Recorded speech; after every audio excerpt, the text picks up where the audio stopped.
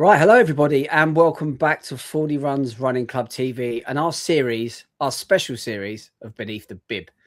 This is a series all about runners going behind the bib, literally, to find out a bit more about them, how they got into running, how they found the club, and just them in general and everything there is about their life. This specific episode is in conjunction with the long run, because this is going to go out on the long run podcast, because Malcolm, our special guest today, won a very special prize that was actually announced on the long run show about a year and a half ago now.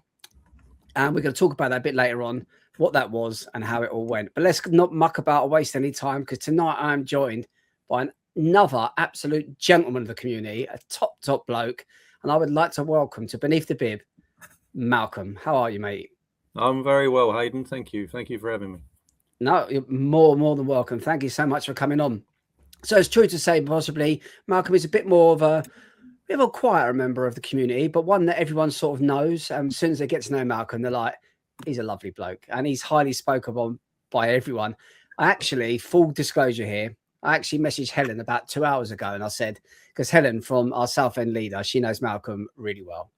And I messaged her and said, I'd like to surprise him with something. Give me a little bit of dirt, or give me a little bit of something that I can get from Malcolm. She was absolutely useless. She come back and just said, there's nothing. He's just an absolute nice bloke. He's a top bloke. There's nothing I can say about him. As she said, he's very domesticated. So that's about maybe. I know how to use a microwave. There you go. That's not a bad thing at all. But anyway, enough about that. We're going to get to know Malcolm. And as we start all these series, we're going to start with a very youthful and young Malcolm. We want to know about where you was brought up, what life was like in the early days, brothers, sisters, whatever you want to talk about, up until about leaving school, Mal. Tell us all about you. The floor's yours. Okay, thank you. Yeah, I was born in Croydon, so South London boy. Moved to Bromley when I was 3, and then moved over to Essex when I was 7. And I've been there pretty much ever since. I think at school I wasn't particularly good. But the one thing I could do was run. I was quick. I was naturally quick. So I was always in school football teams. I played for the Scouts. I played for the Sunday League team as well. So my poor old dad used to run me around, probably 3 games in a weekend. And in junior school, I would quite often get to sort of borough sports level in sprinting, because, as I say, I was pretty quick. So at the age of 11, I signed up to Southend Athletic Club and started sprinting with them. 100, 200, and the relays was what I used to concentrate on. Went through club stage, ran for the county, and my little claim to fame, but actually it's the start of a sort of process that led me into adulthood, is that at 16 I qualified for the 1986 Commonwealth Games. Oh, really? Wow. 200 That's meters. big. Yeah. I was what distance? So 200 meters. I was 16 years of age. Wow. I say qualified because I never actually got to run. So in the trials, there were 2 other guys who you probably know the names of that beat me. I came 3rd in those trials. One was a chap called Linford Christie. Never heard of him. Never heard of him. No. Never heard of him. No. And the other one was a fella called John Regis. Oh wow. So yeah, that was my little claim to fame. So yeah, I was all right. I could do 200 at that time in 22 seconds. I held my own. But then just before the Commonwealth Games, I played in a football final, which I shouldn't have done. I've been playing for the same football team for 10 years? 10 years. It was going to be the last time I played for them, and against all the advice, I was told not to play, but I did. And a pretty bad tackle smashed my crew shirt. And that was my Commonwealth Games and running career done. I never ran again after that until later in life. Oh, so that's not something little. I'm quite shocked by that. Not saying I wouldn't expect that of you, but out of all the Beneath the Bib so far, that's probably our biggest sort of celebrity claim to fame moment, without a doubt. That's fantastic. That's brilliant. So you literally started playing football, you got the cruise ship, so you just gave up the sprinting as well because of it all, I suppose. Yeah. And at that time, we're talking, 1986. I don't think people took probably the right amount of notice with mental health. It affected me in a big way. Got an awful lot of criticism, and rightly so, because I had an opportunity to go and do something a bit special, and my own daft actions stopped that. But yeah, it was a lot of criticism came from that. The club, family, friends. Yeah, so that was the start of a bit of a different journey for me. That's a bit harsh, though, criticism for that, because you said, yeah, maybe you shouldn't have been playing football, whatever. Maybe you shouldn't be doing everything, but it's still, everything's a game of chance, isn't it? These sort of things can happen. It can just happen. So could have got injured running, but yeah, it's one of those things. Yeah, right. Wow. So literally, so we're leaving school. What we up to next? We going college? We going straight into work, or what we doing? I did A levels, then went straight into work. I've been in the construction industry for 39 years now. Commercial manager for various construction companies in that time. I've had 2 marriages, 2 divorces, 4 children. Didn't do a lot of exercise in that time. Just life sort of took over. And then we get to probably 2012, going through a particularly bad second divorce. And I was silly enough to, and it was a build-up of a number of things over a number of years. But this sort of feeling of not being quite good enough and having given away an opportunity as a 16-year-old had built up in me over time. And I was daft enough to try and take my own life twice, not quite knowing how to cope with a breakup of a second marriage and all the stresses and strains that brings. Fortunately, I wasn't very good at it. I wouldn't recommend what I tried to do. No. But fortunately, I came out the other side, and it coincided with the 2012 Olympics, which I'd taken no real interest in. I was in a bad way. I'd lost my job.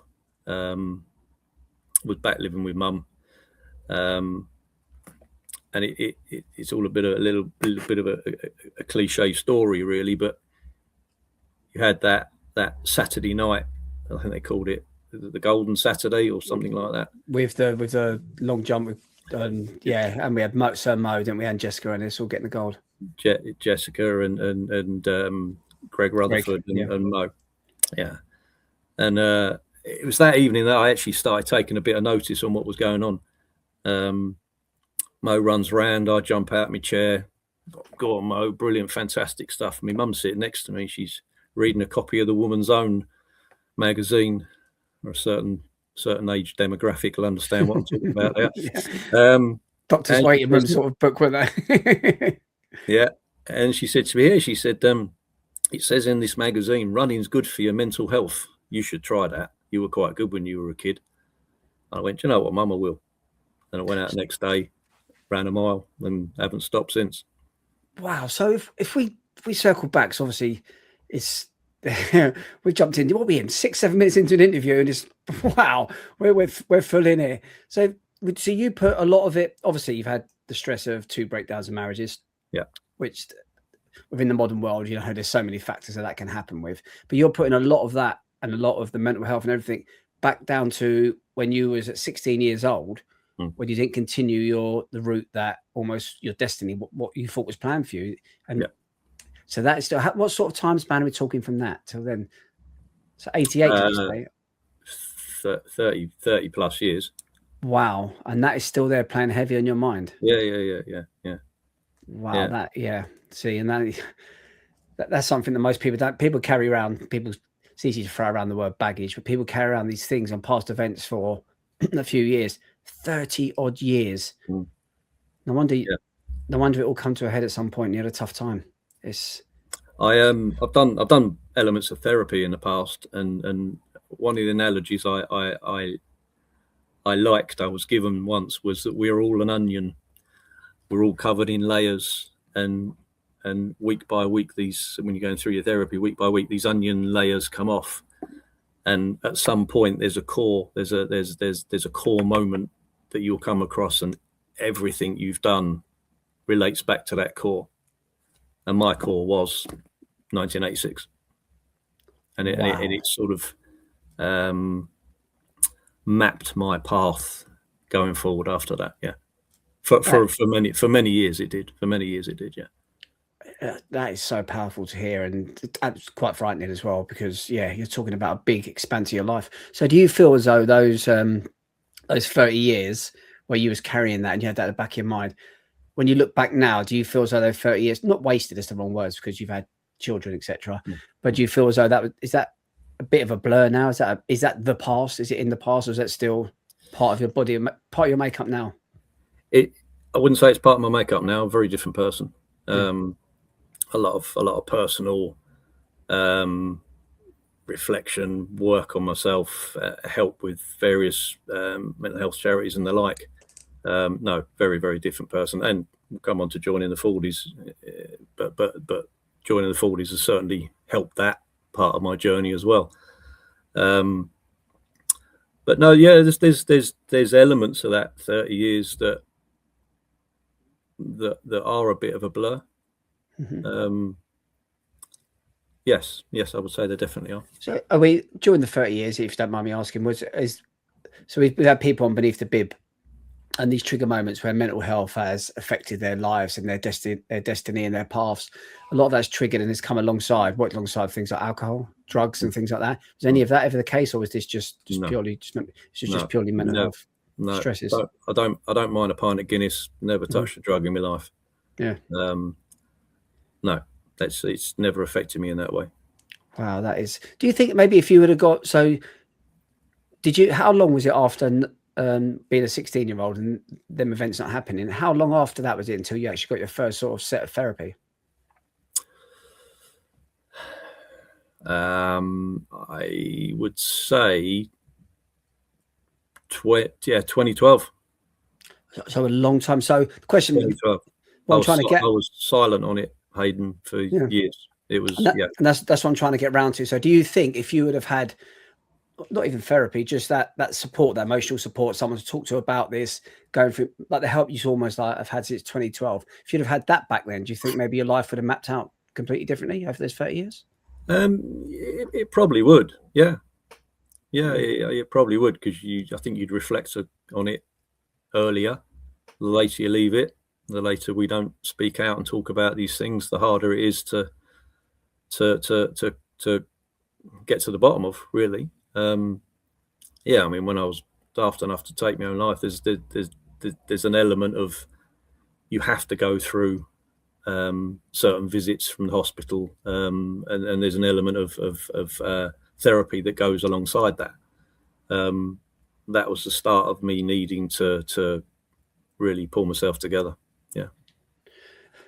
And we are talking about we're talking almost like it's like a generation where mental health certainly wasn't talked about. It was obviously an issue and it was there underlying, but people didn't recognize it, and it certainly wasn't talked about, and people weren't encouraged, specifically not men, ever encouraged to talk about it. So almost like the odds are always weighted against somebody like yourself who's going through that at the time. Yeah, absolutely right. Yeah. Wasn't spoken about anywhere near enough at that time, and still not. It's better now, but it's still not. Yeah. And if you don't mind me touching upon it, because it's really sensitive, it's horrible. The times when you tried to take your life, looking back at those now, was it the only way out? Was the only way to get rid of this sort of pain and everything you had? The only way? Yeah. I often thought whether it's really brave for someone to take their own life, because if you do it, it's not coming back from that, obviously, or whether it's really cowardly. And only on reflection afterwards, from my point of view, it would have been cowardly, because I've got 4 kids, and a granddaughter now, and I wouldn't have got to know those people in the way that obviously I do now. So yeah, it became a cowardly act for me, but it was one of, I'm just at my absolute lowest and I don't know what to do next. Wow, powerful stuff, mate. Honestly, and fair play to you to be here now, talking so openly about it. It's absolute. It's fantastic that you're in this place now, and you are. We're going to see some smiles coming up from you soon. I know we are, mate. It's all heavy, I know. So we're talking 2012. You've seen the Olympics. You've been inspired. So you get back into a bit of running. So I did. Just running around the block, minding my own business, going out every day, loving it. And then end of 2014, so I'd done a couple of halves. I entered the ballot. I think it was 2013, Hayden. I think it was. I entered a ballot for the Royal Parks. Yeah. And I got in. I was like, okay, how hard can that be? That was an education. Trained properly.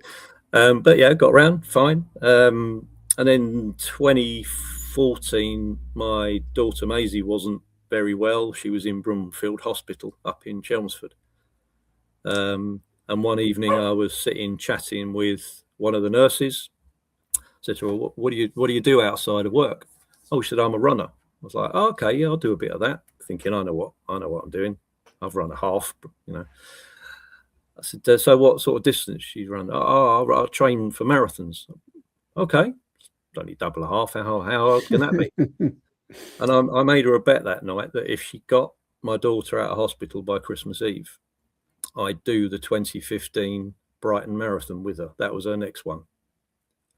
And they let her out on on Christmas Eve, 2014. So now I've got to sign up for it. No training, turned up with a pair of blue Adidas trainers that I went and bought from Sports Direct. Had no clue what I was doing. Absolutely loved it. Wow.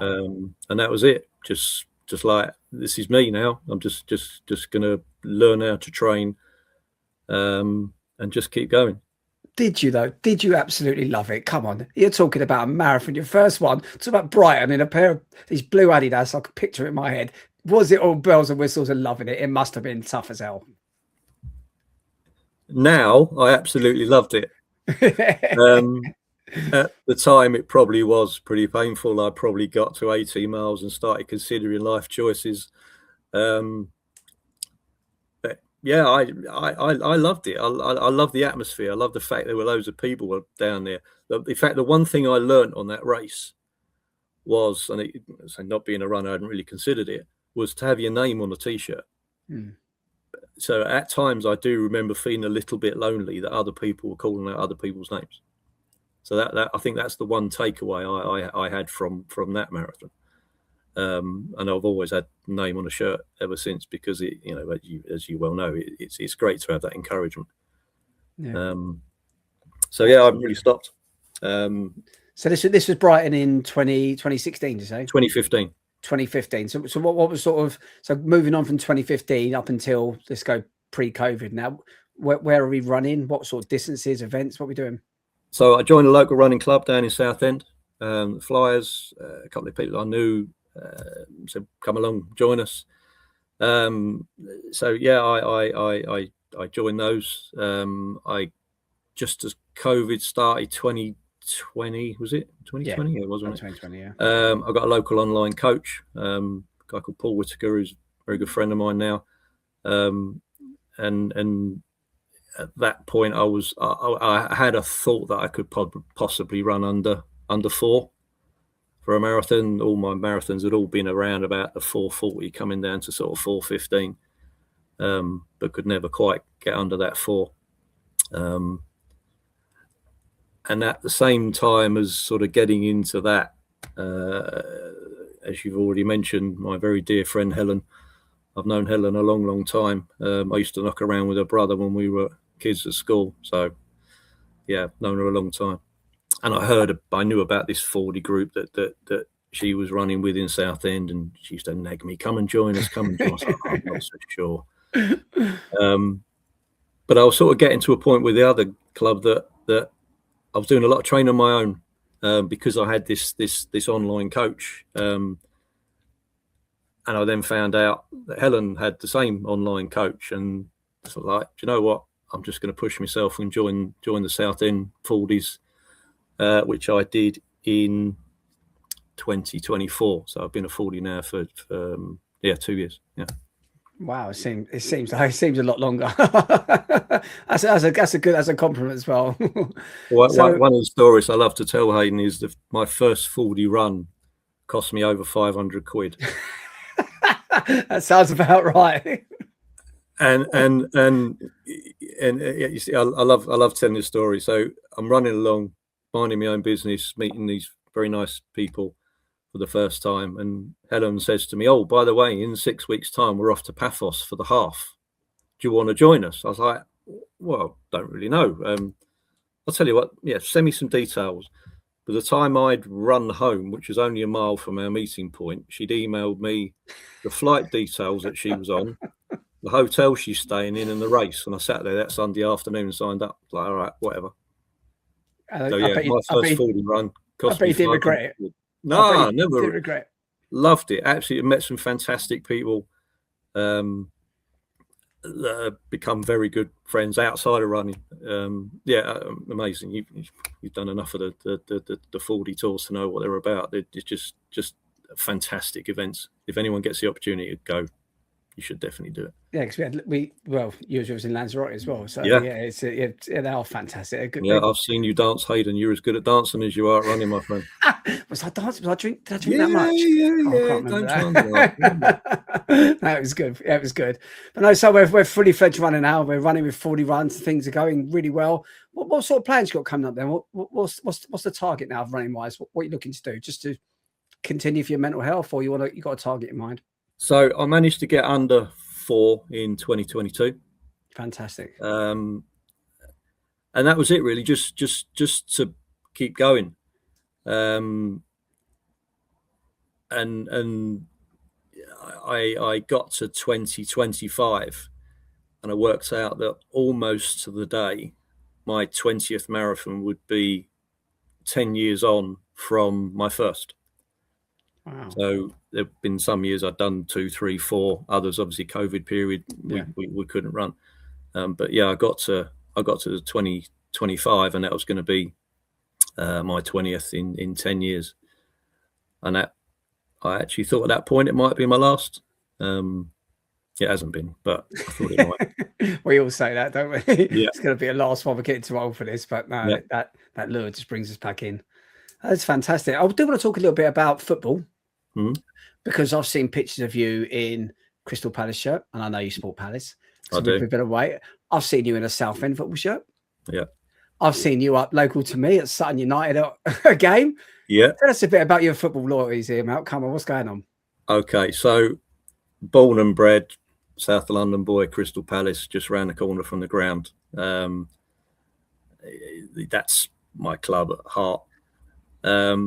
But having lived in Southend for many years, from the age of 7, the ground is a mile walk from my house. I've got a lot of pals locally that are Southend supporters.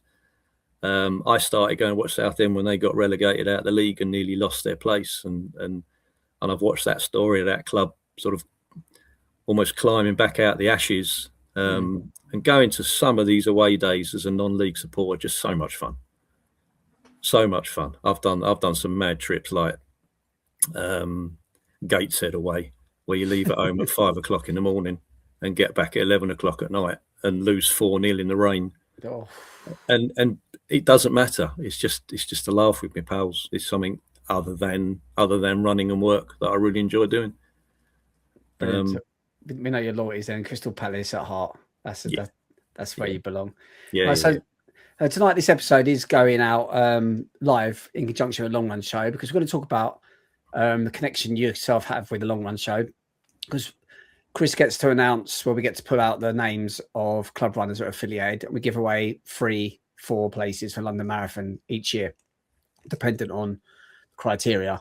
And not this year, gone the year before. So in 2024, your name was pulled out. You went in the ballot and it was pulled out.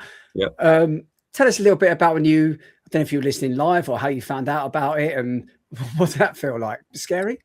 So I entered this draw, as you say, it was in 2024 for the 2025 place, and then forgot all about it. I mean, Helen will tell you I'm notoriously forgetful. I'm shocking. I've attempted to book second flights to 40 trips when I've already got one flight in place. I'm that I really shouldn't be allowed on my own. So I forgot all about it, and I was indoors and my phone just lit up, and I was getting all these messages from I think it was Paul Bolton was the first one I read. Fantastic, mate, congratulations. Then Helen, then if one is, I was like, I don't know what you're talking about. What? So it was Paul that answered me first. He said, "Oh, you need to get on the long show. Have a look on YouTube, and you'll see what I'm. Go through to whatever the time was, and in the program, you'll see what I mean." So none of them actually told me what it was, but that I was to be congratulated on something.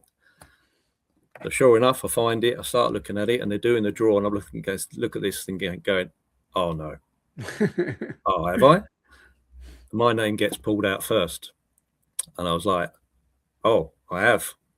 And that was the marathon I was just referring to. That was going to be my 20th in 10 years, which didn't think I was going to get in.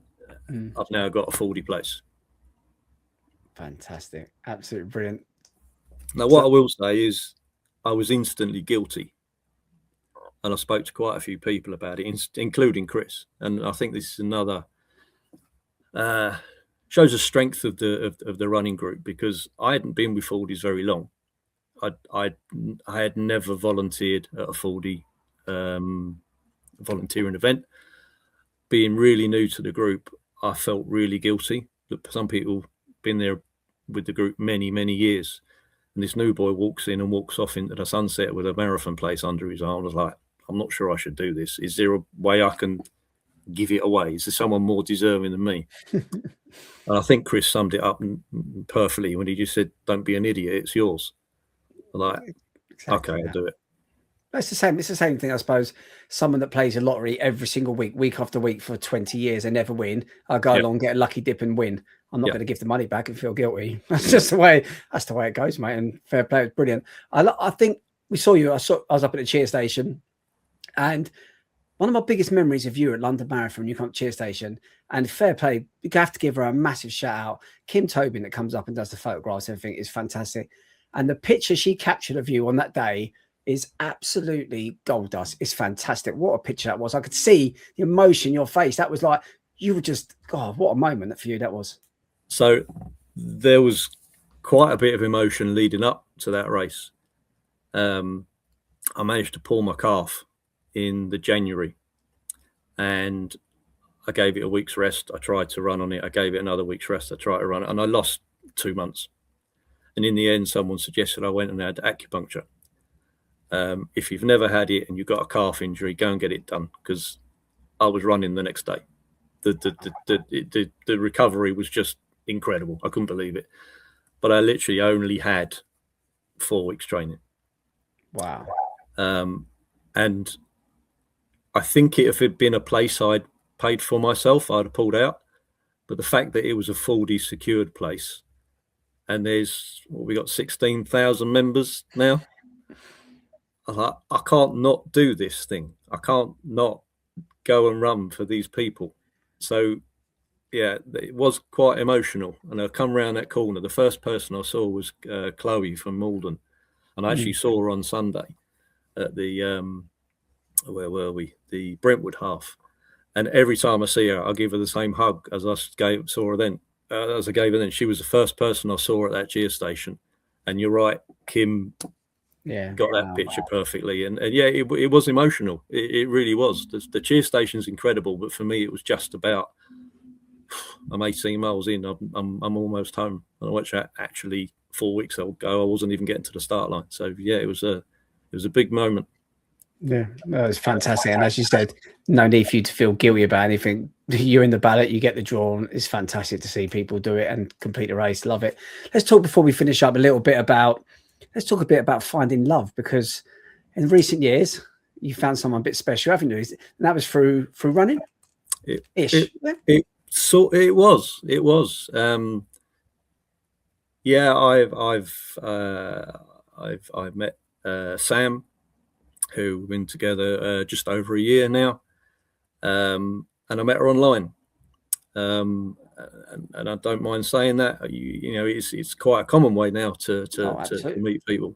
Yeah. Met online on a dating app called Fitness Singles, where you put in your profile of the sort of sports that you do, the age of the person you want to meet, male or female, all those sort of demographic things.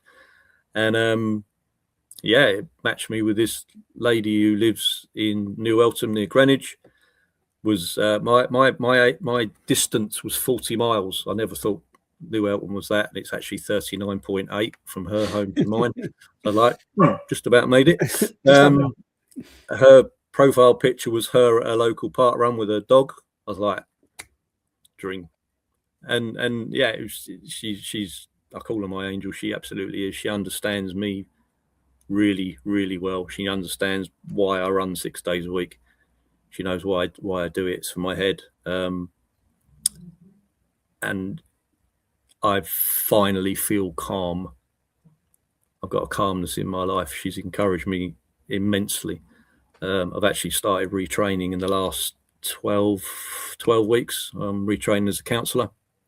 Fantastic. So it's my exit strategy from the construction industry I've been in for probably too long. And she's fully encouraged that. Yeah, I'm very lucky. It's so good to hear. And it's a bit of a recurring theme with Beneath the Bib, that we start these interviews in the early life, and then we have times where people have tough moments, and no one's competing with anyone, but your story and what you went through is, wow, it's at the, well, you've got to be at your absolute very lowest to experience things like that, and it's terrible. But to finish up the way you are now, running marathons, running, helping with your mental health, finding love, just seeing the place you're in now and seeing how much part of the community you are and what you give to the community, and now training to do something to give back as well. It's absolutely fantastic. I've seen a few events you've been at where they're charity based events where you're helping raise awareness and stuff. And I've done some volunteering for Andy's Man Club, which are a men's mental health charity. I started going there in 2024 when I hit a little bit of a low spell again, and I've done some volunteering with them for a while. But yeah, I'm the happiest I've ever been, the calmest I've ever been, and yeah, it's time to give back to as many as I can. That's the plan. Absolute gentleman. So if there is someone out there listening to this now, they're listening to this story, Beneath the Bib, and they're going through like a real tough stage, and they're getting to the point where, a bit like yourself was, where you're feeling there's only one way out. What should they do? Where should they go? Who should they contact? What would a young Malcolm do back in that position now, knowing what you know? I use the word brave a lot. So be brave. Speak up. Don't bottle it. Find that one go-to person, that one person that you can speak to, that despite the fact you might think you're going to get judged, absolutely will not. And we all have one of those people. We all have a go-to person. It might be wife, partner, mum, dad, brother, sister, best mate, the dog who's barking in the background. Just talk. Just talk. There are lots and lots of resources out there now. Andy's Man Club is one. They're a fantastic men's mental health charity. There are similar charities for ladies you can reach out to. But yeah, I would think be brave, because we can come through the dark days. You just need a little bit of help and guidance to do it. Well, mate, you're absolute testament to that. To you sitting here now today after what you've been through and the person you are today. So yeah, anyone watching, you listen to Malcolm, you take his advice because he's certainly in a good place. Malcolm, honestly, mate, it's been absolutely fantastic talking to you. Really, really appreciate your time and your honesty and openness. It's not always easy to talk about things like that, but undoubtedly it will help someone. There's no doubt about that. So honestly, mate, thanks so much. Really appreciate it. No problem at all. Loved it. Good to talk to you, Aidan. Brilliant to talk to you, and enjoy your favourite journeys. There's going to be some more tours abroad. I'm sure we'll catch up on them. No doubt about that. A bit more dancing. A few more drinks first. Thank you, everybody, for listening to Beneath the Bib and our wonderful guest, Malcolm, today. If you enjoyed that, make sure you tune back in next Monday where we have another story, an incredible story, as always, about everyday runners as we go beneath the bib. Thanks for watching, guys, and we'll catch up with you all soon. See you later.